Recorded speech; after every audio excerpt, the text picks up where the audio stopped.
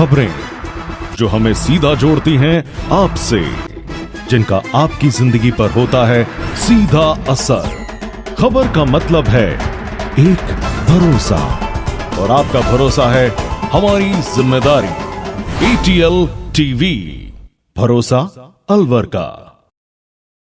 नमस्कार, आप देख रहे हैं ATL न्यूज और आपके साथ मैं हूं रविंद्र तिवारी। पेश है आज की हेडलाइंस।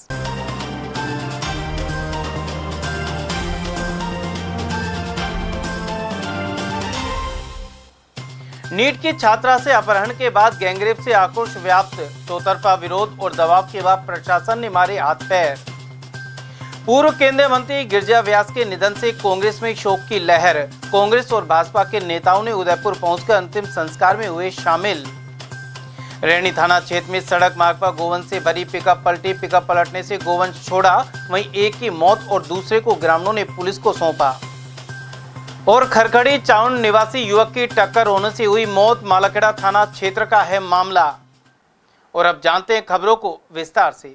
शहर के NAB थाना क्षेत्र में मेडिकल प्रवेश परीक्षा की तैयारी कर रही एक छात्रा को अगवा कर उसके साथ सामूहिक दुष्कर्म किया गया। आरोपी वारदात का अश्लील वीडियो और फोटो भी बनाकर फरार हो गए। पुलिस ने मामला दर्ज करते हुए जांच शुरू कर दी है। थाना अधिकारी दिनेश मीणा के अनुसार पीड़िता के पिता ने रिपोर्ट दी है कि उनकी बेटी अलवर शहर की एक निजी कोचिंग में पढ़ाई कर रही है और अपने भाई के साथ किराए के कमरे में रह रही थी। 22 अप्रैल को दोपहर करीब 1 बजे वे अग्रसेन सर्किल की तरफ कोचिंग जाने के लिए निकली थी। पुलिस ने गंभीरता से मामले की जांच शुरू कर दी है। पुलिस द्वारा CCTV फुटेज खंगाले जा रहे हैं। दिनांक 29/4 को पीड़िता के पिता द्वारा ये प्रकरण दर्ज कराया गया है कि उनकी बेटी यहाँ पे नीट की तैयारी कर रही है और वो ई-रिक्शा में बैठ के जा रही थी, तब उसके साथ इस प्रकार का घटनाक्रम हुआ है, जिसमें प्रकरण पंजीबद्ध किया जाकर अनुसंधान अपने शिकाऊ मैडम पूनम जी चौहान के द्वारा किया जा रहा है। और इस घटना के संबंध में सभी टेक्निकली मैनुअली इन्वेस्टिगेशन की जा रही है। 2 टीमें इस संबंध में बनाई गई हैं जो सारे तथ्यों पर जांच कर रही हैं। जाति विशेष के हैं आरोपी, ऐसी कोई सूचना मिली है? किस तरह का मेडिकल करवाया गया, बयान में क्या मदरसे में ले गए? अभी उसमें प्रकरण में कोई भी नामजद आरोपी नहीं है और मदरसे की नहीं, मदरसे के पास की जो है पुल के पास की जो घटना बताई जा रही है और वो भी घटना भी कंफर्म नहीं है, पीड़िता के द्वारा घटना कंफर्म नहीं बताई गई है। हाँ, घटनाक्रम 1-1:15 बजे के आसपास का बताया। उधर गैंगरेप मामले में भाजपा के अग्रिम संगठन ने मोती डूंगरी पर प्रदर्शन किया। भाजपा सरकार से महिलाओं के साथ हो रहे अपराध व अत्याचार से आहत होकर अब उनके संगठन ABVP के कार्यकर्ता भी अब सरकार के खिलाफ मैदान में उतर गए हैं। उधर जिला कांग्रेस कमेटी के अध्यक्ष योगेश मिश्रा ने कहा कि जिस तरह से नीट की छात्रा का गैंगरेप हुआ है, अपहरण हुआ है और उसके दोषी आरोपियों को कार्रवाई नहीं हो रही है, प्रदेश की कानून व्यवस्था को बताता है कि राजस्थान के मुख्यमंत्री भजन लाल को एक्शन करना चाहिए। देखिए, एक नीट की छात्रा जो कोचिंग करने जा रही थी, उसको कुछ लड़कों ने अगवा करके जबरदस्ती उसके साथ गैंगरेप किया। और ये जो सरकार माननीय भजन लाल जी की और नरेंद्र मोदी जी की प्रदेश में और केंद्र में दोनों है, दोनों महिला सुरक्षा की गारंटी दे रही है। और गैंगरेप उस बच्ची के साथ हुआ, अभी तक उन गैंगरेप करने वालों को पकड़ा नहीं गया। इन्हीं के संगठन ABVP के छात्रों ने आज, छात्र छात्राओं ने मिलकर मोती डूंगरी पर आज प्रदर्शन किया है राजस्थान सरकार के खिलाफ। अब आप अंदाज लगा लो, जब इन्हीं के संगठन के खिलाफ आंदोलन करने को उतारू हो जाए, वो बेचारे डर की वजह से बीजेपी हाय नहीं कर रहे। वो कह रहे वो गैंग रेप करने वाले मुर्दाबाद, बच्ची को न्याय दो। कहो ना, भजन लाल सरकार मुर्दाबाद, नरेंद्र मोदी सरकार मुर्दाबाद। महिला सुरक्षा की गारंटी देने वाले लोग, हमारी बहन बेटियां सुरक्षित नहीं है, सरेआम सड़कों पर बच्चियों को, बहुओं को अगवा कर लेते हैं। तो मैं तो माननीय मुख्यमंत्री भजन लाल जी से एक निवेदन आपके चैनल के माध्यम से करना चाहूँगा कि सरकार का इकबाल बुलंद करो, दिखाओ आप मुख्यमंत्री हो। ये पर्चियों से काम नहीं चलने वाला। ये सरकारी अधिकारी सरकार को चलाएंगे ना तो भैया यही हाल होगा। तो जिस तरह से अलवर ग्रामीण के जो क्षेत्र है उसमें 6 लोगों की मौत होगी कच्ची शराब के मामले से। तो आबकारी विभाग कच्ची शराब को पकड़ने की बजाय उगाई करने में लगा रहता है, इस तरह के हालात है, क्या कहना चाहिए? ये प्रदेश में लॉ एंड ऑर्डर नाम की चीज़ खत्म हो गई। अभी एक हमारी बहन कोचिंग की छात्रा के साथ गैंग रेप हो गया। पैदपुर किशनपुर जो सिली सेठ के पास है, वहाँ कच्ची शराब पी के 6 लोग मर गए। ये अधिकारी, ये कर्मचारी दिन भर शराब के ठेकेदारों से जो अवैध दुकान खोल के रखते हैं, इनसे उगाई करते हैं, अपना धंधा करते हैं। इन लोगों को कोई मतलब नहीं है देश से, राष्ट्रीय आम आदमी से। मैंने तो परसों भी प्रेस में दिया था और आज आपके चैनल के माध्यम से भी मैं माननीय मुख्यमंत्री से निवेदन करता हूँ कि आपके हाथ में कुछ है नहीं, सरकार को अधिकारी चला रहे हैं, लेकिन इतना तो आप चीफ सेक्रेटरी महोदय से, डीजीपी महोदय से कहिए। वहीं गौरी देवी कॉलेज इकाई अध्यक्ष अनुष्का चौधरी ने इस मामले में कहा कि इस घटना का दर्द पीड़िता ही जान सकती है, लेकिन आरोपी खुलेआम घूम रहे हैं, यह और भी शर्मनाक है। वहीं आरोपियों की शीघ्र गिरफ्तारी करने की मांग की गई है। उस दर्द को तो मेरे हिसाब से उस लड़की के सिवा कोई महसूस नहीं कर सकता। वही पीड़ित है और वही महसूस कर पा रही है अंदर कि उसके अंदर क्या बीत रहा है। हम तो सिर्फ उसका दुख बांट सकते हैं कि हम आपके साथ हैं। हम भारत माता कहते हैं, हम भारत माता की सम्मान कब कैसे करेंगे जब हम अपने साथ वाली बहन बेटियों का सम्मान नहीं कर पा रहे। दूसरे लोग भारत माता की क्या सम्मान करेंगे, कोई भारत माता का क्या सम्मान करेगा जब हमारी साथ वाली बहन बेटियों का सम्मान नहीं कर पा रहे। क्या कर रहा है प्रशासन? क्या हम जवाब चाहते हैं प्रशासन से कि इतने बलात्कार हो रहे हैं, कानूनी कार्रवाई। ये तो एक नेशनल रिपोर्ट में आया गया है कि सर्वे के दौरान पता चला कि 86 बलात्कार एक दिन में दर्ज हो रहे हैं। ये तो सिर्फ दर्ज हो रहे हैं। कितनी बहन बेटियां हैं जो अपनी आवाज। एबीपी इकाई की छात्रा अध्यक्ष हैं, रेंज आईजी अलवर में हैं। आपने अभी तक कोई भी विरोध प्रदर्शन दर्ज नहीं कराया, ना एसपी ना आईजी, क्या कहना चाहते हैं? इसके खिलाफ हम आवाज उठाना चाहते हैं, हम आवाज उठाएंगे। हमारा हम अखिल विद्यार्थी परिषद है तो हमारा मुद्दा ही है विद्यार्थियों के हित में लड़ना, उनके लिए आवाज उठाना, उनके हित में कार्य करना। अभी आपकी मांग क्या है? और पुलिस हमारी मांग सिर्फ न्याय है और कानून में कुछ ऐसे अपराधों के खिलाफ कुछ तो वो निकले कानून में कि कोई एक लॉ बने जो लड़कियों के हित में हो, कन्याओं के हित में हो, औरतों के हित में हो, जो हमारे फायदे के लिए हो कि हाँ भाई इनके बलात्कारियों के लिए चाह रहे हैं। मैं ये कहना चाहूँगी, भारत जो है एक लोकतांत्रिक देश है और भारत का जो शासन है जनता का, जनता के लिए, जनता द्वारा ही शासन है। आज जिन्हें हम चुन के ऊपर भेजते हैं वो ही विधानसभा लोकसभा में बैठते हैं और पूरा प्रशासन जो है उन्हीं के कहने पे चलता। तो आज अलवर में 22 अप्रैल को जो घटना हुई है, नीट की जो छात्रा थी उसको दोपहर में 1 बजे मतलब उठा के ले गए, उसके साथ सामूहिक गैंग रेप किया गया है। तो ये एक बहुत ही शर्मनाक घटना है। इससे सुनने के बाद पूरे शरीर में खून खौल उठता है कि क्या वो इस देश की बेटी नहीं थी, क्या वो हमारी बहन बेटी नहीं थी? जरूरी थोड़ी है जिस माँ के गर्भ से जन्म लिया वही बहन होती है। जब हमारा लोकतंत्र है हमारा देश, तो पूरा जो भारत है वो एक वसुदेव कुटुंबकम की भावना से हम चलते हैं। अये निजवेति परो गणना लघु चेतसाम उदार चरिता नाम वसुदेव कुटुंबकम। तो जब वो पूरा भारत हमारा परिवार है तो जिसके साथ भी अन्याय होता है वो हमारी बहन बेटी माँ जो कुछ भी वो हमारी है, हमारे अंदर एक दर्द होता है उसके प्रति। तो ये जो घटना ये उससे बहुत मतलब आग मन जो है उद्वेलित हो रहा है। हमारे शास्त्रों में भी दुर्गा माता है, उसके भी 10 हाथ में 10 शास्त्र है। अगर आज इसी तरह गैंग रेप घटनाएं होती रही और कोई भी समाधान नहीं निकला, कोई न्याय नहीं मिला, तो महिलाएं स्वयं शास्त्र उठा सकती है, शस्त्र उठा सकती है। क्योंकि शास्त्र भी कहता है कि अगर हम शास्त्र पढ़ सकते हैं तो शस्त्र भी उठा सकते हैं। जब हमारी रक्षा कोई नहीं करेगा, भाई जिस पुरुष को वो बहन बेटी के गर्भ से ही जन्म होता है, क्या पुरुष किसी महिला को जन्म दे सकता है क्या? तो उनकी मानसिकता इतनी खराब क्यों है? क्यों वो मतलब समाज में इतना कड़ा प्रहार करते हैं, कितनी मतलब शर्मनाक घटना करते? क्या उनके अंदर दिमाग नहीं है? क्या पागलों के घर पागल खाने में जन्म हुआ उनका? बच्चे को तो जन्म से हम संस्कार दे सकते हैं, लेकिन जो बड़ा होके जो 18-21 साल का हो जाता है वो बालिग हो जाता है, उसके अंदर सारी बुद्धि होती है। अगर वो ऐसा करता है तो उसको फिर दंड से ही रोका जा सकता है। उधर निजी कोचिंग संस्थान संचालक केपी यादव ने कहा कि यह घटना केवल कानून व्यवस्था ही नहीं बल्कि लोकतंत्र की विफलता भी है। उन्होंने लोगों से सड़कों पर आकर आवाज उठाने की अपील की है। देखो, बलात्कार की जो घटनाएं हैं प्रश्न चिन्ह खड़ा करती हैं लोकतंत्र पर भी और पुलिस के कार्य करने की शैली पर भी।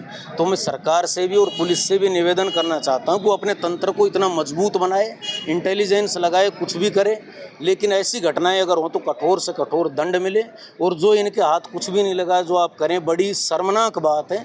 हम इसका इस प्रकार से विरोध करते हैं और इसी के लिए हमने ये विरोध प्रदर्शन किया है। और हम चाहते हैं कि जो पीड़िता है उसको न्याय मिले और जल्द से जल्द मिले। और हर उस इंसान से भी निवेदन करते हैं कि आप घरों में बैठकर केवल तमाशा मत देखिए, सड़कों पर आइए। लोकतंत्र है, किसी प्रकार का यहाँ राजतंत्र नहीं है। आप अपनी आवाज़ रखिए, विरोध कीजिए, ताकि आपको जल्दी से जल्दी न्याय मिल सके। साथ ही युवा ब्राह्मण सभा परिवार के सदस्य पीड़िता के परिवारजनों से मिले। अध्यक्ष आकाश मिश्रा ने बताया कि पीड़िता परिवार ने हमसे संपर्क कर पूरी घटना बताई एवं बताया कि बालिका भी मानसिक रूप से बयान आदि देने के लिए तैयार नहीं है, अतः 1-2 दिन में बयान दर्ज करवाए जाएंगे। थाने पर आकाश मिश्रा, शिवचरण कमल, सुभाष शर्मा, सचिन तिवारी, नीतीश शर्मा, विशाल शर्मा, सुभाष सैनी, अंकुर चौधरी, राकेश सिंह आदि उपस्थित रहे। देखिए, आज सर्व समाज का प्रतिनिधि मंडल एनईबी थानाधिकारी से मिला है और विषय है एक अलवर शहर के अंदर एक गैंगरेप की घटना सामने आई है, जो समाचार पत्र के माध्यम से भी और पीड़ित परिवार ने भी हमसे संपर्क किया है।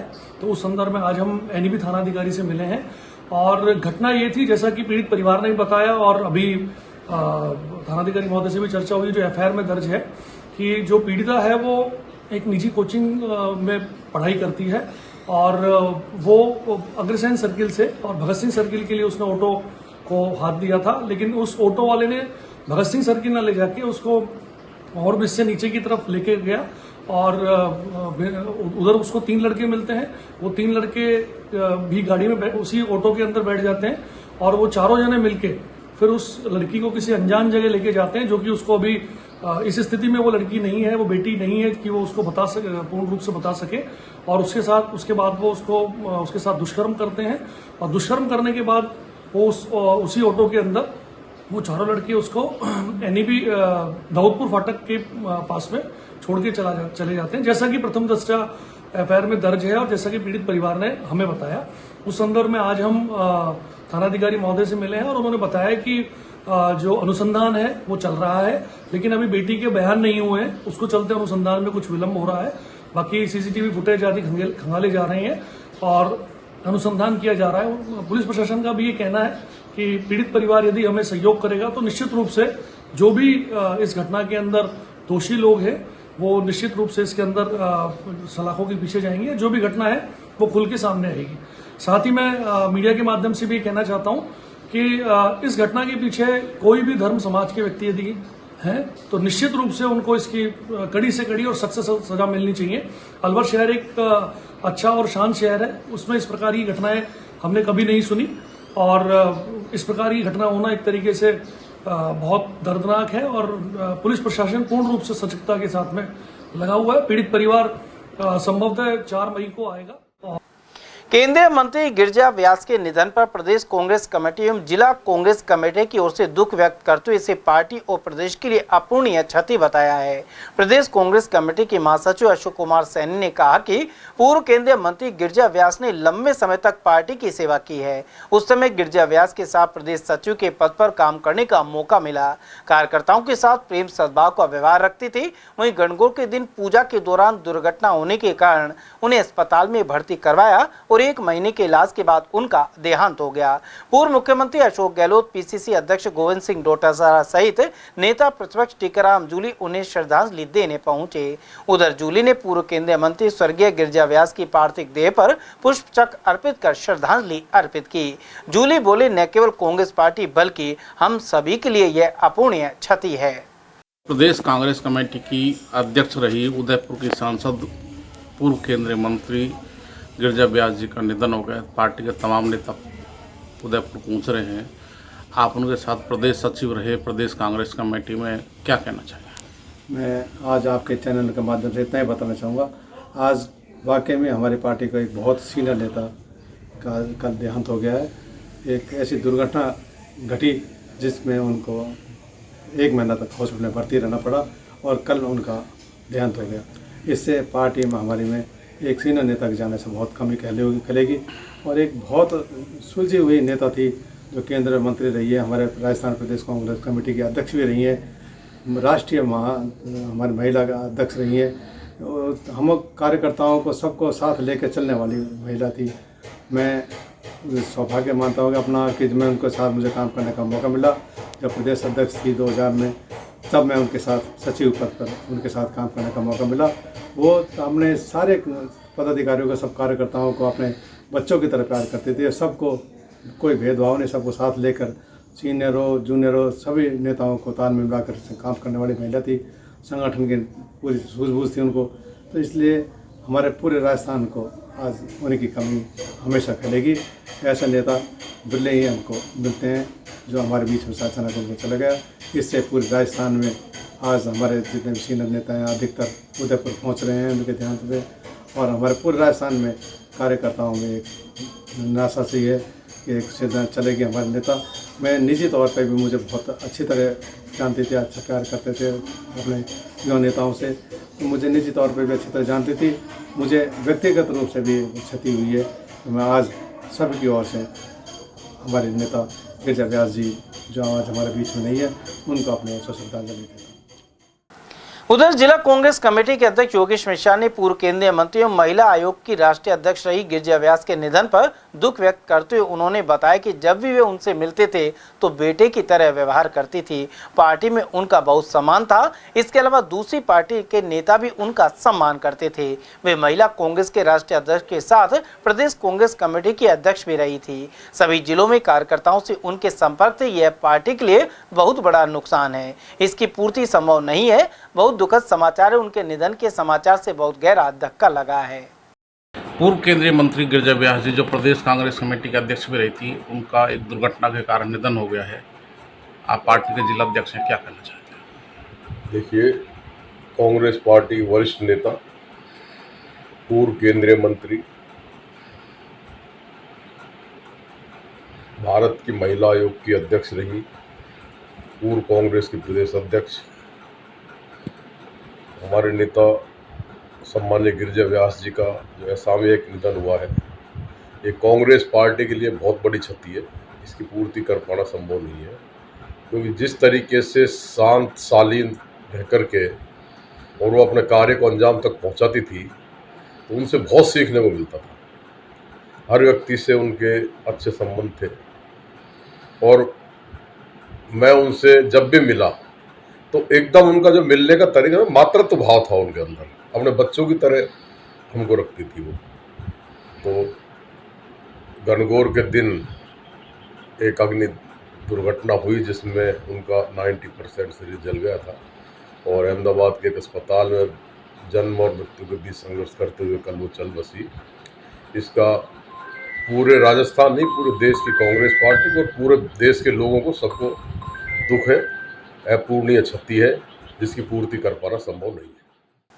रैणी थाना क्षेत्र में टेटड़ा मकरोड़ा सड़क मार्ग पर करीब 10 गोवंशों से भरी पिकअप पलट गई, जिसमें एक पिकअप सवार की मौत हो गई। साथ ही एक व्यक्ति को ग्रामीणों ने पकड़ लिया और एक व्यक्ति फरार हो गया। घटना की सूचना पर ग्रामीणों की भीड़ एकत्रित हो गई, जिसकी सूचना पर रैणी थाना पुलिस मौके पर पहुंची, जहां पुलिस ने मृतक के शव को कब्जे में लेकर रैणी सीएससी की मोर्चेर में रखवा दिया है।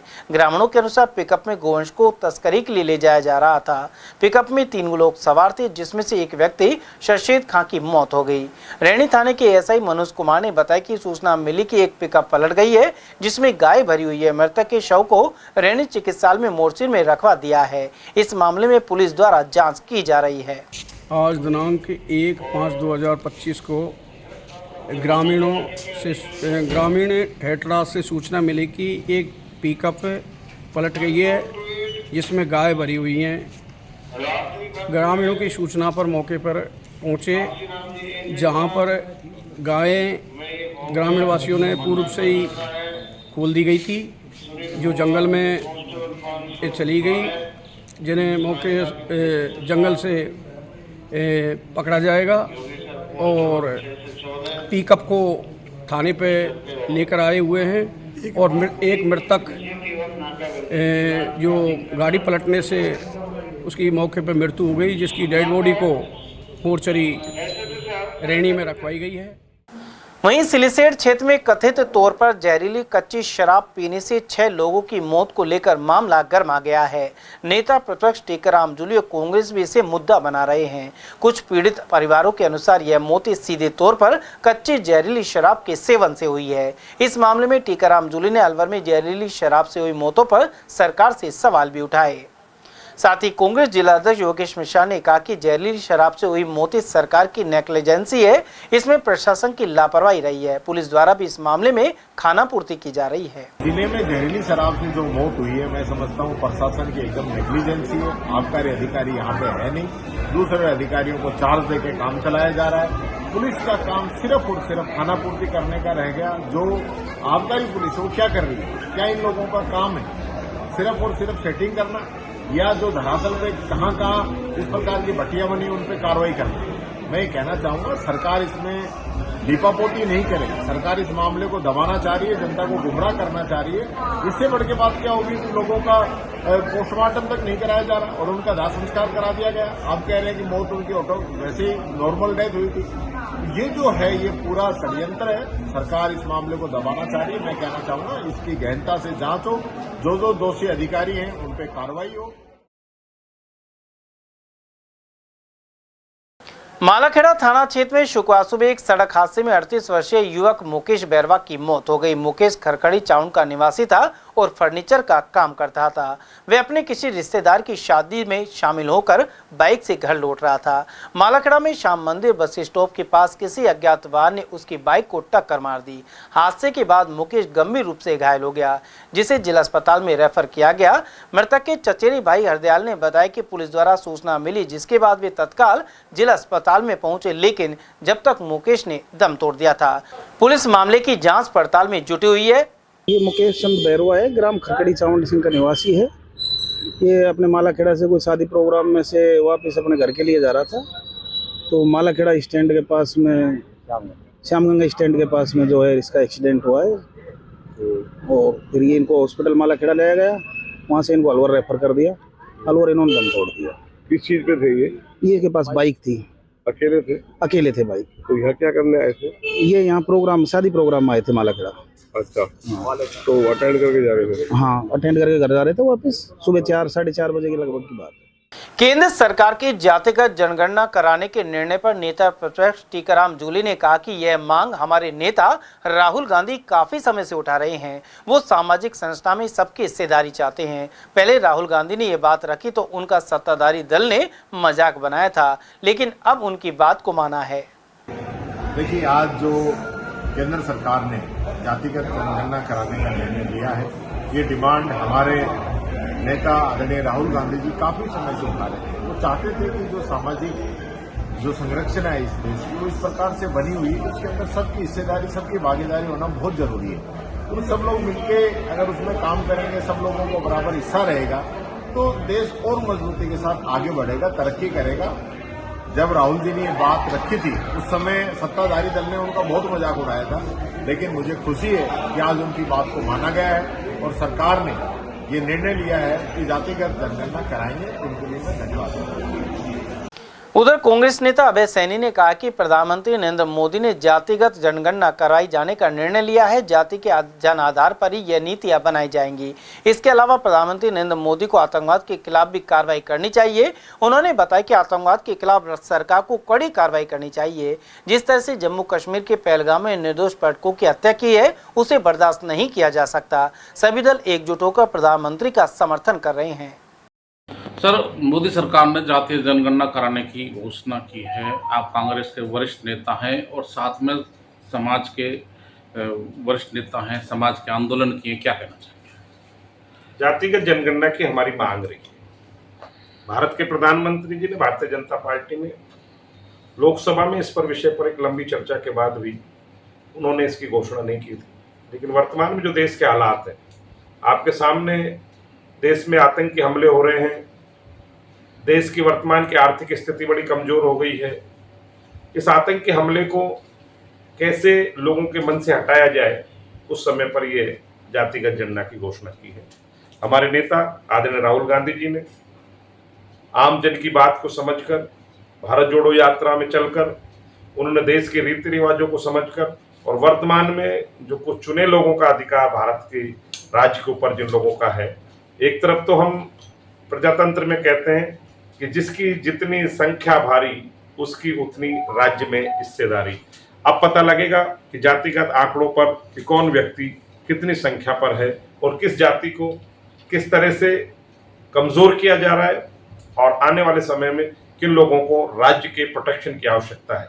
आरक्षण बड़ी भूमिका के नाम पर चलता है। आरक्षण उन जातियों को दिया गया था जो जाति पिछड़ गई थी, लेकिन देश आजाद होने के बाद 60 साल के बाद उसके ऊपर कभी कोई समीक्षा नहीं हुई। जातिगत जनगणना के साथ साथ लोगों की आर्थिक स्थिति का भी पता लगेगा। इसके बाद अगला कदम आर्थिक आधार पर आरक्षण होना, ये बड़ी एक बात है। मैं आदरणीय प्रधानमंत्री जी की पूरी प्रशंसा करता हूं कि उन्होंने जातिगत जनगणना की बात की। और दूसरी ओर मैं प्रधानमंत्री जी से पूछना चाहता हूं कि जो लोग देश के साथ विश्वासघात कर रहे हैं, जिनकी 56 इंच की छाती थी, जो आतंकवाद को जड़मूल से खत्म कर देना चाहते थे, आज उनकी आंखों के सामने निर्दोष 26 लोगों को जाति के नाम पर पूछ कर मार दिया गया, उसके बावजूद भी कोई कार्रवाई नहीं हो रही है। हमारे शीर्ष नेतृत्व ने भी कहा कि हम भारत सरकार के साथ खड़े हैं, बशर्त है कि वो आतंकवाद को जड़मूल से खत्म करें। आतंकवाद के सहारे देश की सत्ता में रहना अगर वो चाहते हैं तो ये बर्दाश्त करने के योग्य नहीं होगा। निश्चित देश का बच्चा इस बात के लिए तैयार है कि आतंकवाद के खिलाफ लड़ाई लड़ी जाए। इसकी इंतजार है देश को कि कब प्रधानमंत्री जी अपना मजबूत निर्णय लेंगे और इस देश में आतंक से हमें शांति। जर्नलिस्ट एसोसिएशन ऑफ राजस्थान की नवीन कार्यकारिणी खैरतल तिजारा जिले में गठित की गई है। यह प्रक्रिया चुनाव पर्यवेक्षक हरपाल सिंह की देखरेख में संपन्न हुई। अलवर जिला अध्यक्ष पुष्पेंद्र बसेन और पर्यवेक्षक के साथ ही अनेक पत्रकारों की मौजूदगी में निर्विरोध चुनाव संपन्न हुए। इसमें खैरतल से उमेश अग्रवाल को जिला अध्यक्ष बनाया गया, वहीं प्रमोद केवलानी को वरिष्ठ जिला उपाध्यक्ष चुना गया है। इन्हें माल्यार्पण कर बधाइयां दी गई। इस अवसर पर वरिष्ठ पत्रकार संजीव शर्मा, प्रेस क्लब अध्यक्ष पंकज खुराना, विजय मावर और मोहम्मद शकील आदि मौजूद रहे। खैरतल तिजारा जिले में वरिष्ठ पत्रकार उमेश अग्रवाल को जार का नया जिला अध्यक्ष बनाया गया है। नया जिला बना है तो नया अध्यक्ष बनाया गया है। इस अवसर पर हमारे जो चुनाव के संयोजक हैं और पर्यवेक्षक हैं हरपाल सिंह मौजूद रहे। जार के प्रदेश कार्यकारिणी के सदस्य पंकज खुराना के अध्यक्षता में मीटिंग हुई, जिसमें संजीव शर्मा सहित विजय महावर, शकील अहमद, प्रमोद कलवानी सहित कई वरिष्ठ पत्रकार मौजूद रहे। इस अवसर पर संगठन को मजबूत करेंगे, बहुत जल्दी कार्यकारिणी जिले की बनाएंगे, ऐसी मुझे उम्मीद है। मैं खैरतल के तमाम पत्रकारों को जार में जुड़ने पर बधाई और शुभकामना देते हुए स्वागत करता हूं और उम्मीद करता हूं संगठन हित में काम करेंगे और उमेश अग्रवाल अच्छे जिलाध्यक्ष होने के साथ साथ पत्रकारों के हितों की रक्षा भी करेंगे। भीषण गर्मी में पानी के लिए परेशान राहगीरों को शीतल पेयजल उपलब्ध कराने जाने के लिए श्री श्याम नवयुवक मंडल विवेकानंद चौक अलवर की ओर से अशोका सिनेमा विवेकानंद चौक पर गुरुवार को प्याऊ का शुभारंभ किया गया। मंडल के अध्यक्ष बोबी नरूला ने बताया कि कार्यक्रम के मुख्य अतिथि खाटू नरेश बाबा श्याम रहे। वहीं इस अवसर पर बाबा श्याम की आरती की गई। इसके बाद फीता काटकर लोगों को शरबत पिलाकर इसका शुभारंभ किया गया। मंडल के समाज सेवियों की ओर से बताया कि यह सेवा निरंतर जारी रहेगी। वहीं मंडल के प्रवक्ता जितेंद्र ने इस बारे में जानकारी प्रदान की। हर वर्ष की भांति भीषण गर्मी को देखते हुए श्री श्याम नवयुवक मंडल विवेकानंद चौक द्वारा दूसरी बार जल सेवा का आयोजन किया गया, जो भगवान ने चाहा कि सहयोगियों और मंडल वालों और विवेकानंद चौक के व्यापारियों द्वारा जब तक सहयोग चलता रहेगा हम इसको चलाते रहेंगे। आप देख ही रहे हैं, आज शाम को मीठे जल शरबत से इसका उद्घाटन किया है। अलवर शहर के सदर थाना क्षेत्र अंतर्गत पुलिस ने गुरुवार रात बड़ी कार्रवाई करते हुए रायबेका गांव के पास एक कुख्यात आरोपी को देसी कट्टे सहित गिरफ्तार किया है। युवक जुबेर लंबे समय से फरार चल रहा था और उसके खिलाफ अनेक आपराधिक मामले दर्ज थे। सदर थाना पुलिस को मुखबिर द्वारा सूचना मिली कि रायबेका गांव के पास गांव का ही एक युवक देशी कट्टा लेकर घूम रहा है और किसी बड़ी वारदात को अंजाम देने की फिराक में है। सूचना मिलते ही ASI Manoj Kumar police team के साथ मौके पर पहुंचे और घेराबंदी कर आरोपी जुबेर को दबोच लिया। पुलिस ने आरोपी के पास से एक 315 बोर का देशी कट्टा भी बरामद किया है। फिलहाल आरोपी को गिरफ्तार कर उसका मेडिकल परीक्षण करवाया गया है। पुलिस ने आरोपी को शुक्रवार को न्यायालय में पेश किया। दिनांक 1/5/2025 को जरिए टेलीफोन मुखबिर से सूचना मिली कि एक व्यक्ति जो नकबजन है थाना जागा जो देशी कट्टा लेकर घूम रहा है। इस सूचना पर मैं जाता मैं टीम के रवाना होकर रायबका के पास ककरा ले जाने वाले रोड पर मुलजिम से एक 315 बोर का देसी कट्टा बरामद किया। मुलजिम जुबेर उर्फ बक्कर सन ऑफ रमजान जाति में निवासी रायबका का रहने वाला है। जिसके पूर्व में 14 मुकदमे नकबजनी और लूट के दर्ज है, जो कई थानों से अभी भी वारंट निकले हुए हैं, वांछित है, जिसको कल देसी कट्टा 315 बोर के गिरफ्तार किया गया। 4 मई को नीट परीक्षा होने के चलते शिक्षा विभाग द्वारा चल रही कक्षा 9वीं व 11वीं की शुक्रवार और शनिवार को आयोजित होने वाली परीक्षाएं निरस्त की गई हैं। राजकीय यशवंत स्कूल प्रधानाचार्य डॉक्टर घनश्याम सैनी ने बताया कि 4 मई को जिले सहित प्रदेश में नीट की परीक्षा आयोजित की जाएगी, जिसके चलते स्कूलों में नीट परीक्षा आयोजित करवाने की तैयारी को लेकर शिक्षा विभाग द्वारा पूरे राजस्थान में शुक्रवार और शनिवार को आयोजित होने वाली परीक्षा निरस्त की गई है। यह परीक्षाएं आगामी 7, 8 और 9 मई को आयोजित की जाएंगी। शिक्षा विभागीय वार्षिक परीक्षाएं कक्षा 9 और 11 की दिनांक 2 मई और 3 मई की परीक्षाएं 4 तारीख को नीट परीक्षा होने के कारण ये निरस्त कर दी गई हैं नीट व्यवस्था के कारण। अब ये परीक्षाएं शिक्षा विभाग की 7, 8, 9 तारीख में आयोजित की जाएंगी। असंगठित क्षेत्र के श्रमिकों के लिए राष्ट्रीय विधिक सेवा प्राधिकरण नई दिल्ली द्वारा नालसा योजना 2015 संचालित है। इसका उद्देश्य असंगठित कामगारों को विधिक सेवा उपलब्ध करवाना है। सरकार और प्रशासन के माध्यम से कामगारों का वर्ग अनुसार चिन्हीकरण कर उपलब्ध योजनाओं के लिए पंजीकरण योजनाओं का लाभ उपलब्ध करवाना है। वहीं विश्व मजदूर दिवस के अवसर पर 1 सप्ताह तक असंगठित कामगारों के हित में विशेष कार्यक्रमों की श्रृंखला आयोजित करवाने का निर्णय लिया गया है। उधर जिला विधिक सेवा प्राधिकरण सचिव श्री मोहनलाल सोनी द्वारा बताया गया कि उक्त अभियान के तहत अलवर न्याय क्षेत्र में जिला विधिक सेवा प्राधिकरण एवं तालुका विधिक सेवा समिति के स्तर पर श्रम विभाग के सहयोग से विशेष जागरूकता अभियान का आयोजन कर श्रमिकों का पंजीकरण ई-श्रम पोर्टल, श्रम एवं रोजगार मंत्रालय व अन्य कल्याणकारी योजनाओं के लिए कराया जाएगा। विधिक जागरूकता शिविरों का आयोजन किया जाकर श्रमिकों को न्यूनतम मजदूरी, काम की अवधि, कामगार मुआवजा, सामाजिक सुरक्षा योजना और श्रम कानूनों के बारे में जानकारी प्रदान की जाएगी। सुबह 6 बजे आंधी तूफान के आने के बाद अलवर शहर के बापू बाजार के पीछे पानी की टंकी के पास पेड़ गिर गया। स्थानीय दुकानदार ओम प्रकाश ने बताया कि सुबह तेज आंधी तूफान आने से यह पेड़ गिरा है, जो बिजली के तारों के ऊपर लटक गया। गनीमत रही कि कोई बड़ा हादसा नहीं हुआ। प्रशासन तक सूचना के बाद भी प्रशासन मौके पर नहीं पहुंचा तथा उन्होंने कहा कि विभागों को शहर में बड़े बड़े पेड़ों को कटवाना चाहिए, जिससे कि हादसे नहीं हो। तथा उन्होंने कहा कि आने वाले समय में आंधी तूफान का दौर भी जारी रहेगा, जिससे बड़ी दुर्घटनाएं भी हो सकती हैं। इसके लिए प्रशासन को समय रहते ध्यान देना चाहिए।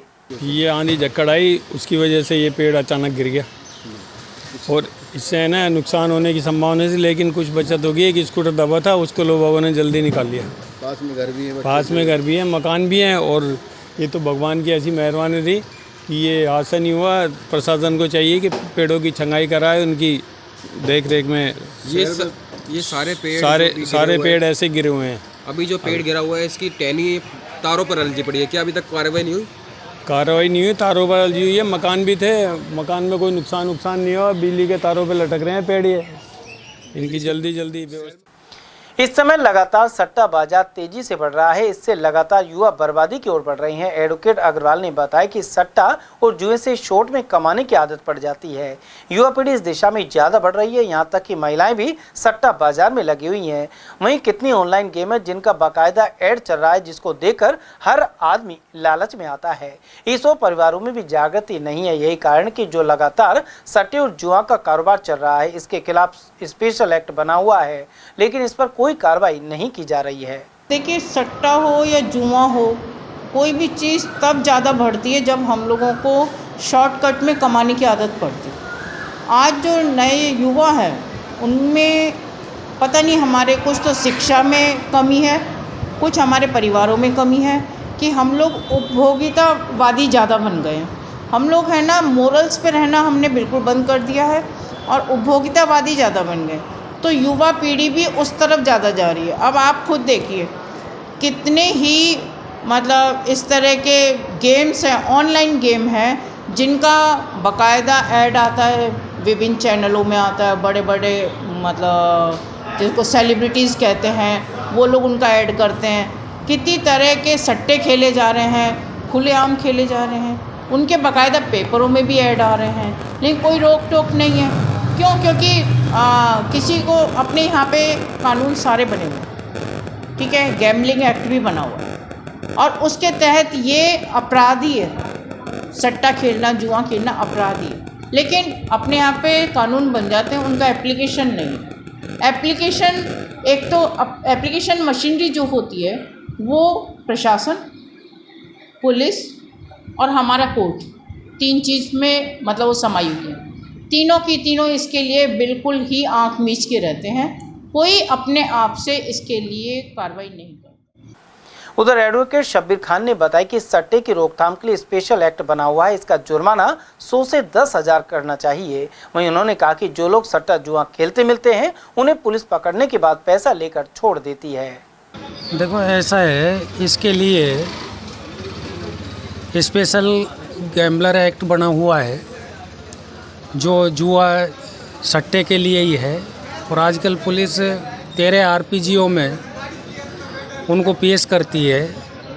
इसमें एक तो इस एक्ट के तहत में जो 100 रुपये का जुर्माना होता है कोर्ट में, इसको बढ़ाया जाए, यानी सरकार को इसमें तब्दीली करके नहीं 10,000 किया जाए जुर्माना को। दूसरी चीज़ ये है कि सट्टा जुआ ताश पत्तियां खेलते हुए मिलते हैं और पुलिस पैसा लेके नहीं उनको छोड़ देती है। ये भी एक जो सट्टा बाज़ार गरमाने का जो सबसे बड़ा कारण है, क्योंकि पुलिस हफ्ता वसूली लेके नहीं उनको छोड़ देती है और जो नहीं होते हैं उनको पकड़ लाती है।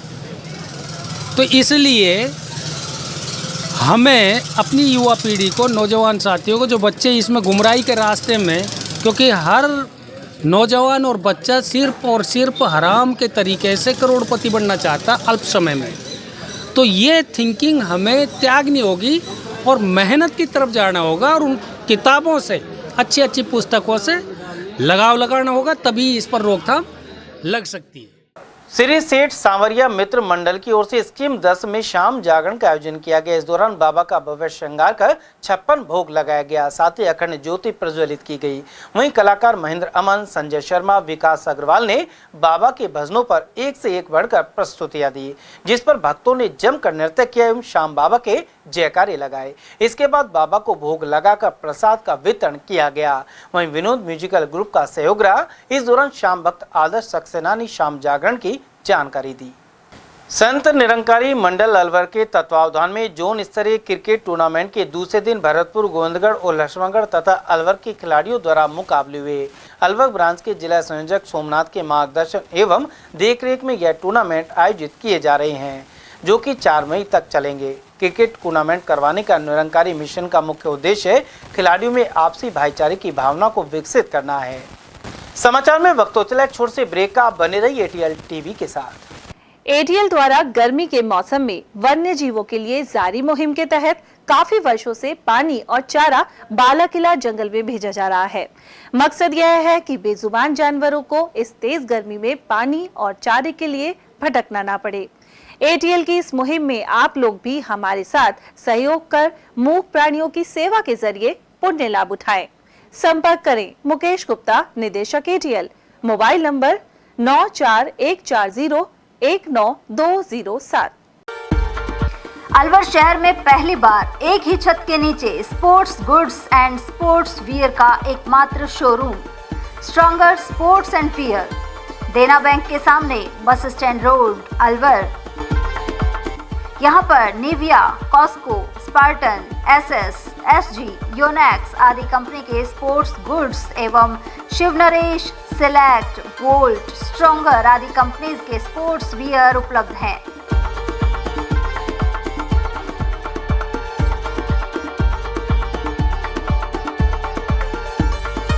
यहाँ टीम के लिए स्पोर्ट्स किट और ट्रैक सूट एवं हाउस टी शर्ट्स भी तैयार कराए जाते हैं। एक बार अवश्य पधारें। Contact number Ashok Kumar 9460374217, Ajay Kumar 9414890908। अलवर शहर में आदित्य ग्रुप ऑफ एजुकेशन शिक्षा के क्षेत्र में अपनी श्रेष्ठता का परचम लहरा रहा है। बोर्ड परीक्षा में 100% परिणाम दे रहा है। सत्र 2024 में विद्यार्थी पलक जैन, दक्षिता शर्मा व आरजू जांगीर ने बोर्ड परीक्षा में 98% अंक प्राप्त कर संस्था को गौरवान्वित किया। संस्था द्वारा तीनों विद्यार्थियों को 21-21 हजार रुपए का पुरस्कार देकर सम्मानित किया गया। संस्था को स्कूल एक्सीलेंट अवार्ड से भी सम्मानित किया गया। हमारे यहाँ अंग्रेजी व हिंदी माध्यम में साइंस, कॉमर्स और आर्ट्स के अनुभवी अध्यापक अध्यापिकाओं द्वारा शिक्षण की उत्तम व्यवस्था है। साइंस वर्ग में 11th, 12th foundation, NEET, IIT का स्कूल फीस में ही अध्ययन करवाया जा रहा है। विद्यालय के द्वारा सुसंस्कारित शिक्षा प्रदान की जा रही है। विद्यालय में सांस्कृतिक कार्यक्रम, खेलकूद प्रतियोगिता, विज्ञान एवं प्रौद्योगिक विभाग द्वारा आयोजित प्रतियोगिता में छात्र छात्राओं ने भाग लेकर विद्यालय को गौरवान्वित किया है। हमारे यहाँ पढ़ाई में कमजोर विद्यार्थियों की अलग से कक्षाएं लगाकर पढ़ाई से संबंधित कमजोरी को दूर किया जाता है। प्रॉब्लम सॉल्विंग काउंटर के माध्यम से विद्यार्थियों की समस्या का समाधान प्रशिक्षित अध्यापकों द्वारा किया जाता है। डोर टू डोर वाहन सुविधा, CCTV कैमरे, साप्ताहिक टेस्ट, प्रतिमाह अभिभावक संगोष्ठी, स्कूल प्लस कोचिंग की अफोर्डेबल फीस में उत्तम व्यवस्था। हमारे शिक्षण संस्थान Om Aditya public senior secondary school, Delhi academy senior secondary school, Aditya academy एवं आदित्य कैरियर इंस्टीट्यूट में शिक्षण की उत्तम व्यवस्था है। अभिभावकों से निवेदन है कि उत्कृष्ट परीक्षा परिणाम प्राप्त करने के लिए एक बार विद्यालय की जानकारी लेकर अपने बच्चों को उत्तम शिक्षा दिलाएं। आदित्य की परंपरा, सेवा, संस्कार व समर्पण।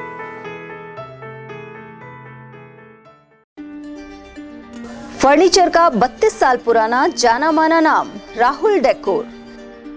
यहाँ आपकी लाडली बिटिया के लिए अथवा अपने घर के लिए सभी प्रकार का सागवान का फर्नीचर उपलब्ध है।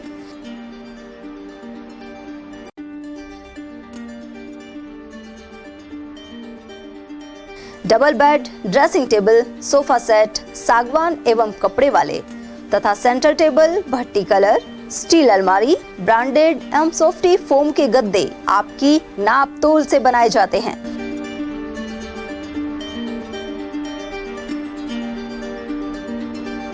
सभी सामान एक ही छत के नीचे उपलब्ध।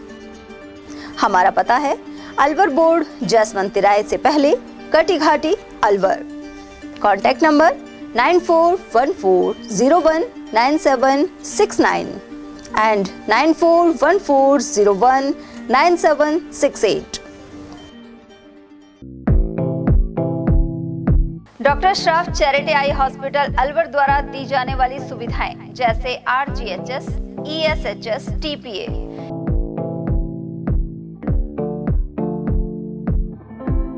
इसके अलावा registration, OPD service, OT ward, store एवं अलवर जिले में first time low vision clinic की सुविधा दी जा रही है।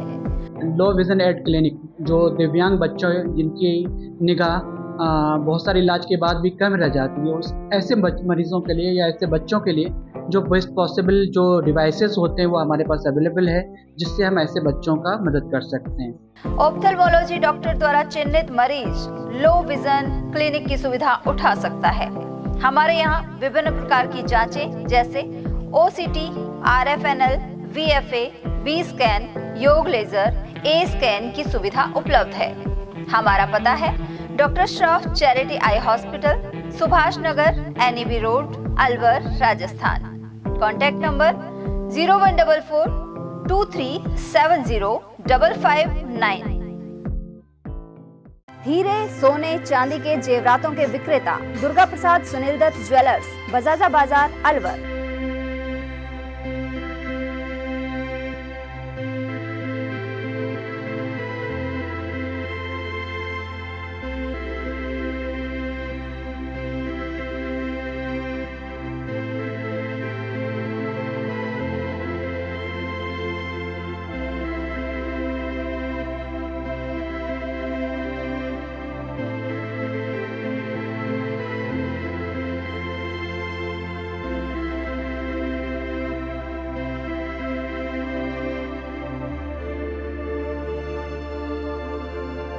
हीरे, सोने, चांदी के जेवरातों के विक्रेता दुर्गा प्रसाद सुनील दत्त ज्वेलर्स, बजाजा बाजार, अलवर।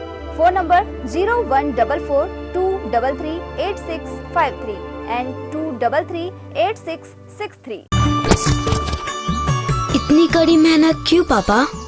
बेटा इतनी मेहनत इसीलिए ताकि सबको खाना मिल सके, किसी पे कोई मुसीबत ना आए। किसी पे मुसीबत ना आए इसलिए आप हो पापा, पर अगर आप पे मुसीबत आ गई तो? अब पाए फसल बीमा केवल 3 आसान स्टेप्स में। क्षेमा सुकृति फसल बीमा।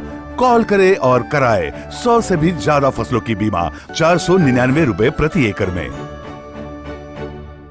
ब्रेक के बाद पुनः आपका स्वागत है। मालाखेड़ा थाना क्षेत्र के आधा दर्जन गांव में अवैध खनन बजरी मिट्टी का दोहन कर गैर कानूनी कार्य जोरों पर है। इस कारण निर्दोष लोगों की ट्रैक्टर ट्रॉली के चपेट में आने से मौत भी हो रही है। राजगढ़ की ओर अवैध रूप से बजरी का दोहन हो रहा है। वहीं मालाखेड़ा थाना क्षेत्र के सतना बुलंदी, वार्ड बुलंदी, नांगल, बरखेड़ा, खेड़ा सहित अन्य गाँवों से अवैध खनन में शामिल सैकड़ों ट्रैक्टर हैं। इसमें केवल मालाखेड़ा थाना ही नहीं, अरावली विहार थाना, सदर थाना, अकबरपुर थाना, अन्य नगर थाना, उद्योग नगर थाना क्षेत्र से होकर यह पत्थर के ट्रैक्टर ट्रॉली सर पर दौड़ते रहते हैं। अलवर शहर के गायत्री मंदिर रोड वार्ड 21 और 22 में ठेकेदार की ओर से बड़े नालों की सफाई कराई जा रही है। नगर निगम की ओर से अलवर शहर में नियमित रूप से ऑटो टिपर सुबह और शाम को कचरा संग्रहण के लिए घूमते हैं। उसके बावजूद आमजन नालों के अंदर घर से बचा हुआ सामान डाल रहे हैं। इस वजह से यह नाले अवरुद्ध होते हैं। बहाव क्षेत्र में भी बाधा उत्पन्न होती है। आयुक्त नगर निगम जितेंद्र सिंह नरुका ने घर से निकलने वाले कचरे को ऑटो टिपर में डालने की अपील की है। अलवर सहकारी भूमि विकास बैंक लिमिटेड के करीब 700 सदस्य ऋणी किसान को ब्याज मुक्त ऋण जमा करने का सुनहरा अवसर 30 जून तक का है। इसके लिए भूमि विकास बैंक की अवधि पर ऋणी किसानों को राहत देने के लिए मुख्यमंत्री अवधि पर ब्याज रहित योजना लागू की गई है। रजिस्ट्रार और सचिव भूमि विकास बैंक अलवर गुलाबचंद मीणा ने बताया कि मुख्यमंत्री अवधि पर ब्याज रहित योजना शुरू की गई है जो 30 जून तक जारी रहेगी। उन्होंने यह भी बताया कि 1 जुलाई 2014 से ब्याज अनुदान 5% वाले ऋणी किसान इस योजना के लाभ लेने के पात्र नहीं होंगे। उन्होंने बताया कि अलवर सहकारी भूमि विकास बैंक लिमिटेड के करीब 700 ऐसे किसान हैं जो 1 जुलाई 2024 की अवधि पर श्रेणी में आ चुके हैं। इसमें 3 प्रकार की श्रेणी है। माननीय मुख्यमंत्री श्री भजन लाल जी शर्मा के द्वारा एवं माननीय सहकारिता मंत्री श्री गौतम कुमार जी दत्त के अथक प्रयासों द्वारा भूमि विकास बैंक के ऋणी किसानों हेतु मुख्यमंत्री अवधि पार ब्याज राहत योजना 2025-26 लागू की गई है। इस योजना के तहत सरकार द्वारा 200 करोड़ रुपए का भार वहन किया जाएगा। ऐसी योजना पहली बार राज्य सरकारों के द्वारा पहली ऐसी महत्वपूर्ण योजना है जिससे किसानों और भूमि विकास बैंक दोनों के लिए बहुत ही महत्वपूर्ण और महती योजना है। इस योजना में लाभ उठाने हेतु वो सभी अवधि पार किसान सम्मिलित है जिनका 1/7/24 को ऋण अवधि पार हो चुका है। केवल उन किसानों को छोड़कर जिन्होंने 1/7/2014 के पश्चात 5% ब्याज अनुदान योजना के तहत ऋण प्राप्त किए हैं वो किसान इसमें पात्र नहीं होंगे। वो किसान हमारे अलवर भूमि विकास बैंक में मात्र 76 है। उनके अलावा और समस्त अवधि पार ऋणी किसान जो लगभग 700 ऋणी किसान हमारे इस योजना के पात्र हैं अलवर सहकारी बैंक के, अलवर भूमि विकास बैंक के, उनके लिए ये एक सुनहरा अवसर है। उनको अवधि पार ब्याज में 100% ब्याज की छूट दी गई है। अलवर शहर के अंबेडकर नगर स्थित भगवान श्री राम के मंदिर में श्रीमद् भागवत कथा ज्ञान यज्ञ से पूर्व कलश यात्रा निकाली गई। कथावाचक हरिओम दीक्षित वृंदावन वालों ने विधि विधान से भगवान की पूजा अर्चना कर अभिषेक किया। मंदिर में भगवान के सेवक पुजारी की ओर से पूजा अर्चना हुई। समता आंदोलन से जुड़े हुए जिला अध्यक्ष रामोतार सिंह ने बताया कि अंबेडकर नगर सेक्टर में स्थित मंदिर से यह कलश यात्रा निकाली गई है। वैशाख मास में दान पुण्य आध्यात्म का महीना माना जाता है जिसमें विभिन्न प्रकार की पाठ पूजा व दान पुण्य किया जाता है। इसी को लेकर श्रीमद् भगवत कथा ज्ञान युग का शुभारंभ हुआ जहां पूजा अर्चना हरिओम दीक्षित शास्त्री के द्वारा कराई गई और उसके बाद श्रीमद् भगवत कथा ज्ञान यज्ञ का वाचन किया गया जहां बड़ी संख्या में श्रद्धालु महिलाएं महाआरती में भी मौजूद रही। मैं उद्देश्य सिंह। उमरेन पंचायत भवन पर राजीविका डिजिटल बैंकिंग सुविधाओं को लेकर महिला सदस्यों को प्रशिक्षण दिया गया, जिससे कि महिलाओं को डिजिटल बैंकिंग के बारे में विस्तार से जान सके। राजस्थान सरकार द्वारा सशक्त नारी समृद्ध गांव थीम पर महिलाओं को समृद्ध बनाया जा रहा है। गांव सरकार द्वारा महिलाओं को जागरूक करने के लिए विभिन्न तरीकों से प्रोग्राम किए जा रहे हैं, जो सरकार की एक बहुत अच्छी पहल है। गुलाब सिंह राजीविका मैनेजर ने बताया कि कलेक्टर आर्तिका शुक्ला के अनुसार सशक्त नारी समृद्ध गाँव की थीम पर आज उमरेन में राजीविका महिलाओं को डिजिटल बैंकिंग के बारे में विस्तार से जानकारी दी गई। वित्तीय साक्षरता केंद्र मालाखेड़ा में सेंटर मैनेजर के पद पर कार्यरत हूँ। तो अभी कलेक्टर मैम की तरफ से जो आदेश निकाला है और जो थीम स्टार्ट की कि सशक्त नारी समृद्ध गाँव, उसके लिए मैं यहाँ पे उमरेन में आज आया हूँ ब्लॉक में। तो यहाँ पर क्या है कि इसमें प्रोग्राम में जो मैम चाहती हैं कि महिलाओं को डिजिटल पेमेंट के बारे में बताया जाए, डिजिटल बैंकिंग क्या होती है, किस तरह से हम ऑनलाइन पेमेंट कर सकते हैं, इनके बारे में आज यहाँ पर बताया जा रहा है। तो इसमें महिलाओं को सिखाया जाएगा किस तरह से हम घर बैठे रिचार्ज कर सकते हैं और एक दूसरे को पैसे भेज सकते हैं और इस डिजिटल पेमेंट करने के फ़ायदे क्या क्या हैं, इन सभी को हम इनको बता रहे हैं और जिससे डिजिटल पेमेंट की ओर ज़्यादा से ज़्यादा अग्रसर हो। और इनको बताया जा रहा है कि डिजिटल पेमेंट करने के फ़ायदे क्या क्या हैं और वैसे कैश के नुकसान क्या क्या है, इनके बारे में, इन सब के बारे में बताया जा रहा है। कागज की पर्ची भरवाते हैं, वो कागज की पर्ची भर के करते थे, लेकिन अब आपको यहाँ बैठे अगर अपने अकाउंट से जी पैसे इधर से उधर करने हैं तो आप कैसे कर सकते हो? तो बैंक तो आएगा नहीं, इधर फोन के माध्यम से बैंक के पास जाएंगे हम। तो उस फोन के माध्यम से या लैपटॉप कंप्यूटर के माध्यम से कोई भी काम करने को डिजिटल चीज कहते हैं। तो आज के समय में डिजिटल आना बहुत जरूरी है। कहीं फंस जाए, कोई नहीं हो, नगद चोरी हो जाए। अकबरपुर क्षेत्र में हुई जोरदार बरसात के बाद मौसम सुहावना हो गया। वहीं रात्रि को ओलावृष्टि देखने को मिली, जिससे मौसम ठंडा रहा। अकबरपुर क्षेत्र में कुछ दिनों से मौसम में तेज गर्मी और लू के थपेड़े आमजन को सहन करने पड़ रहे थे। करीब 15 मिनट तक ओले गिरते रहे। शुक्रवार सुबह तेज बरसात आने को लेकर ग्रामीणों ने कहा कि किसानों के लिए फायदेमंद है। हमारे रात को करीब 2-2:30 बजे बारिश आई थी। पहले तो अंधकार सा आया था, उसके बाद में एक बार ओलों की छट आई थी, एक बार तो मोटे मोटे जो आए थे चना से जैसा आकार के, और फिर उसके बाद में बारिश आ गई। बारिश आने से मौसम बहुत साफ़ सुथरा हो गया और जीव जंतुओं को पानी मिलेगा जंगल में। और सबसे बड़ी राहत तो यह है, जो गर्मी का टेम्परेचर था, जो बीमारी थी, तो इससे 2-4-5 दिन के लिए लून में तो राहत मिलेगी। अकबरपुर थाने पर उपखंड अधिकारी यथार्थ शेखर ने व थाना अधिकारी प्रेमलता ने सीएलजी सदस्यों की बैठक आयोजित की, जिसमें पहलगाम में हुए आतंकी हमले के बाद क्षेत्र में किसी भी तरह को लेकर तनाव और सौहार्द नहीं बिगाड़ने की अपील की गई। उपखंड अधिकारी ने बताया कि पहलगाम में हुई आतंकवादी घटना के बाद आदेश मिले कि उपखंड क्षेत्र में सामाजिक सौहार्द बनाए रखे। पहलगाम हमले के बाद परिस्थितियों को अच्छा रखने के लिए सीएलजी सदस्य आए हैं। अकबरपुर थानेदार ने सीएलजी सदस्यों की मीटिंग ली, जिसमें जो भी व्यक्ति संदिग्ध गतिविधि इलाके में पाई जाए तुरंत पुलिस को सूचना दे। इस दौरान महेश पटेल, सीताराम सैनी सहित अनेक लोग मौजूद रहे। जो देश में ज्वलंत मुद्दा चल रहा है पहलगाम, इसको लेके एसडीएम साहब अलवर और एसएचओ मैडम अकबरपुर में सीएलजी सदस्यों की मीटिंग ली और इसमें कोई भी संदिग्ध गतिविधि इलाके में पाई जाए उसकी सूचना तुरंत पुलिस को दें। कोई बांग्लादेशी या रोहिंगा यहाँ रह रहा है नाजायज़ रूप से, उसकी सूचना पुलिस को दें। इस तरह की बात सीएलजी सदस्यों के साथ हुई और आपस में सौहार्द बनाए रखें, आपस में कोई किसी तरह का तनाव नहीं हो, इसको लेके सभी सीएलजी सदस्यों ने एसडीएम साहब को और एसएचओ मैडम को आश्वासित किया। आज अकबरपुर थाने पर सीएलजी बैठक हुई है, जो पहलगाम हमले को लेकर क्या चर्चा हुई है सर? भाईचारे को लेकर मुख्य सचिव महोदय की अध्यक्षता में एक लॉ एंड ऑर्डर की मीटिंग हुई थी, जिसमें हमें दिशा निर्देश दिए गए थे कि अपने अपने उपखंड क्षेत्रों में जो थाने हैं या बाकी एरिया है वहाँ पे आप सीएलजी मीटिंग करके सामाजिक सौहार्द बनाए रहने के लिए एक अपील करनी थी हमको। तो इसलिए मैंने अपील करी है अकबरपुर थाने पे आकर के। वहाँ पर मेरे साथ वहाँ के एसएचओ श्रीमती प्रेमलता जी भी थी और हमने सामाजिक सौहार्द कैसे बना रहे, कैसे पुलवामा हमले के बाद कैसे परिस्थितियों को अच्छा रखा जा सके, कैसे माहौल अच्छा रखा जा सके किसी भी कस्बे, किसी भी गाँव, किसी भी शहर का, उसके संदर्भ में आज चर्चा करी। और जो भी सरपंच महोदय थे या जो बड़े आमजन लोग थे उनसे बात करके हमने ये सुनिश्चित करने की कोशिश करी है। सर बांग्लादेशी घुसपैठ की भी उसमें भी हमने बोल दिया है कि अगर किसी के पास कोई इन्फॉर्मेशन आती है कि कोई इलीगल व्यक्ति बिना डेटा के बिना किसी कार्ड के या बिना किसी आधार के अगर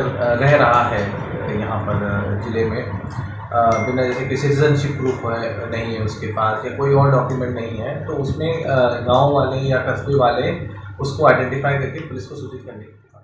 धवाला गांव स्थित पहाड़ी हनुमान मंदिर पर शुक्रवार को शिव परिवार मूर्तियों की प्राण प्रतिष्ठा की गई। इस मौके पर 51 कलश यात्रा का आयोजन किया गया। ग्रामीण रणवीर नरुका ने बताया कि मंदिर में शिव परिवार की मूर्तियों की प्राण प्रतिष्ठा की गई है, जिसमें भंडारे का आयोजन भी हुआ। श्रद्धालुओं द्वारा शिव परिवार की स्थापना विधिवत रूप से की गई। स्थापना से पूर्व मूर्तियों को नगर का भ्रमण करवाया गया, जिसमें डीजे के साथ महिलाएं नाचती हुई बड़े उत्साह पूर्वक गाँव के मुख्य मार्गों से शोभा यात्रा निकाली गई। 1008 श्री हनुमान जी पहाड़ी वालों के यहाँ आज शिव स्थापना है, शिव भगवान की स्थापना है, शिव परिवार की स्थापना है। सारी अभी कलश यात्रा की शोभा यात्रा निकाली जा रही है। उसके बाद में भंडारा दोपहर भंडारा चलेगा, हवन होगा भंडारा का। शिव बाबा की पूरा परिवार की स्थापना है आज यहाँ पर। बड़ौदा में नगर पालिका के ठेके पर लगे सफाई कर्मी अपनी कई मांगों को लेकर शुक्रवार को दूसरे दिन भी हड़ताल पर रहे। उधर सफाई नहीं होने से कस्बे में जगह जगह गंदगी के ढेर लगना शुरू हो गए हैं। सफाई कर्मी बुल्लू बीना मीनू ने बताया कि बड़ौदा में नगर पालिका में 60 महिला और पुरुष सफाई कर्मचारी लगे हुए हैं। सफाई कर्मियों ने आरोप लगाया कि उनको 3 महीने से समय पर वेतन नहीं मिल पा रहा है, न ही उनको पीएफ मिल रहा है और समय पर वेतन नहीं मिलने से सफाई कर्मियों को आर्थिक परेशानी का सामना करना पड़ रहा है। क्या कहा आप स्वयं सुन सकते हैं। हाँ, इसके संबंध में मुझे आज ही पता लगा था, तो मैंने कार्यालय में पता किया था, तो जेएन साहब और इन्होंने बताया कि ठेकेदार ने अपने पास में डिमांड ही नहीं लगाई। डिमांड लगाएंगे तो नियमानुसार प्रोसेस होकर भुगतान कर दिया जाएगा। तो हड़ताल तो करना कोई मतलब नहीं है, क्योंकि आज से पहले मेरे सामने ये चीज़ आई भी नहीं थी। अब आई है तो इसको रिजॉल्व कर दें। इतने दिन से काम कर रहे हैं, हमारी सैलरी भी नहीं बढ़ रही, ना पे मिल रहा हमको, और 6000 रुपये मिले, उनको गुजारा नहीं होता था बड़ौदा में नगर पालिका में। अच्छा, आपका नाम? हमको जल कैसे बच्चे। नाम क्या आपका?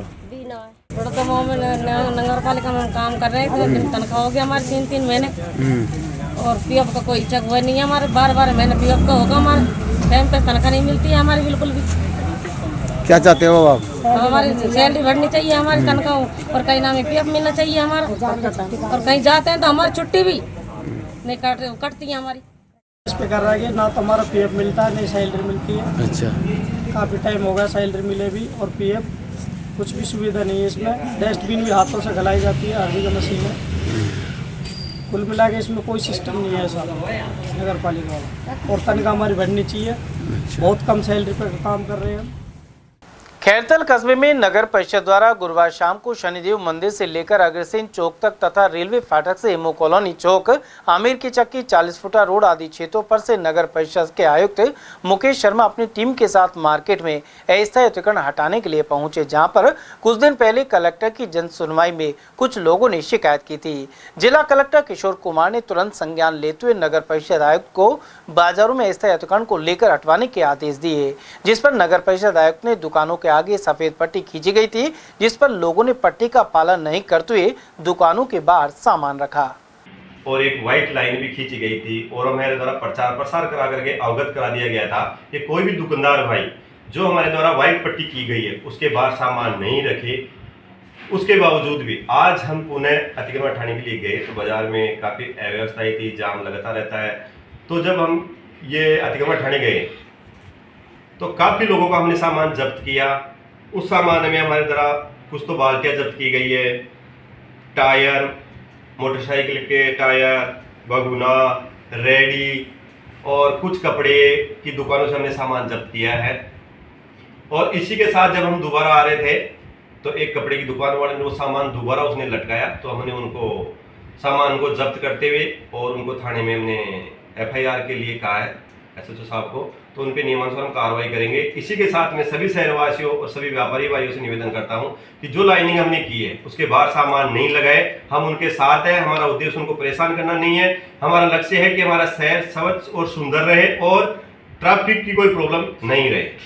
दबेसुर में कई व्यापारियों का कहना है कि साहब आपके साथ ऐसा नहीं, जो नहीं बदलेगा हम उसको बदलना भी जानते हैं। कोई प्यार की भाषा समझता है, अच्छी बात है। यदि प्यार की भाषा नहीं समझेगा तो हम उसको कानूनी कार्रवाई से हम उसको समझाने का प्रयास करेंगे।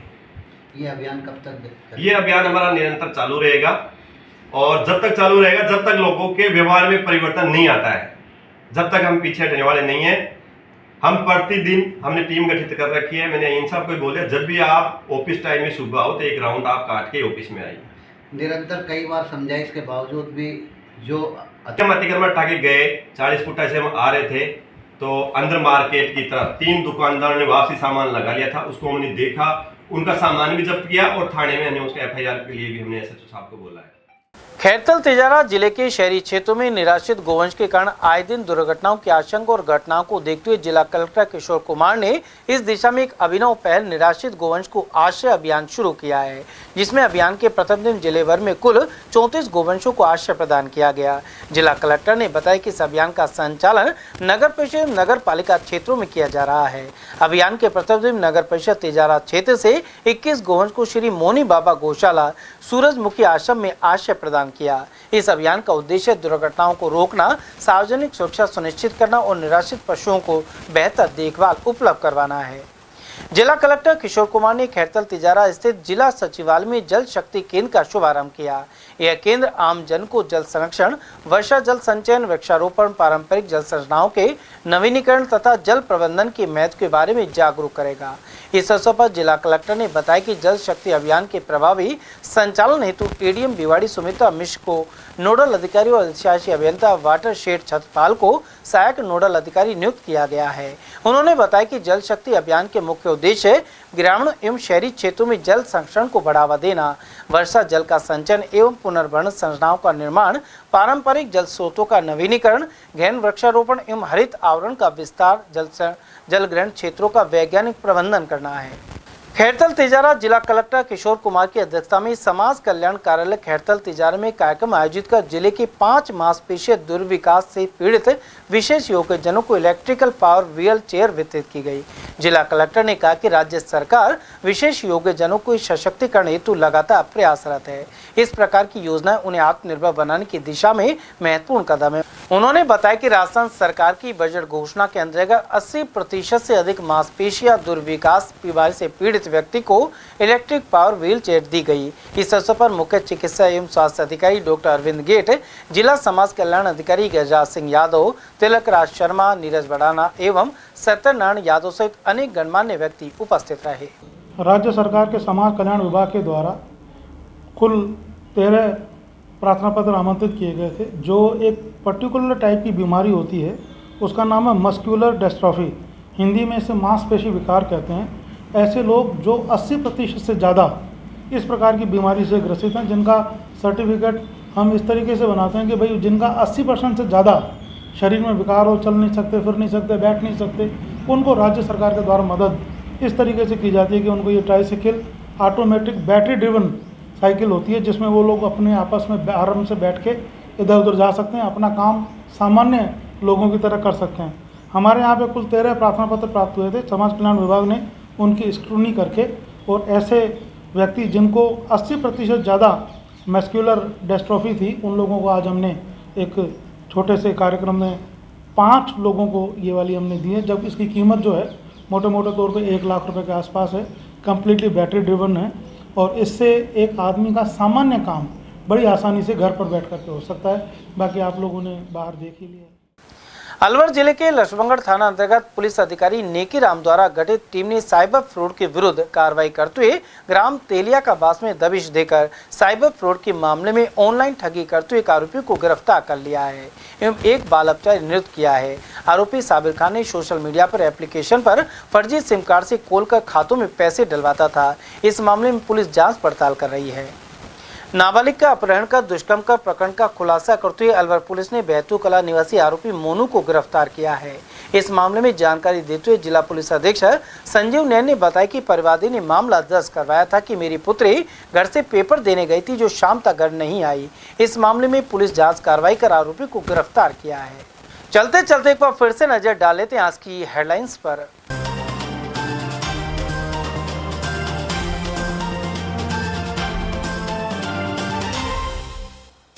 नीट की छात्रा से अपहरण के बाद गैंगरेप से आक्रोश व्याप्त, चौतरफा विरोध और दबाव के बाद प्रशासन ने मारे हाथ पैर।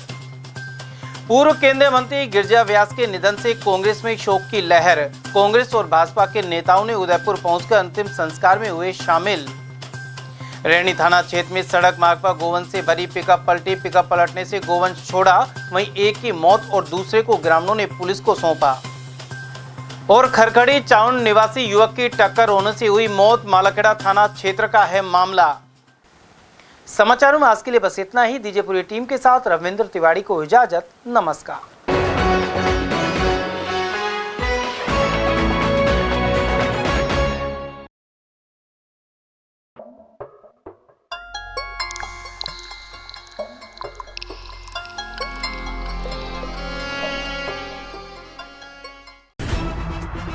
खबरें जो हमें सीधा जोड़ती हैं आपसे, जिनका आपकी जिंदगी पर होता है सीधा असर। खबर का मतलब है एक भरोसा, और आपका भरोसा है हमारी जिम्मेदारी। ATL TV, भरोसा अलवर का।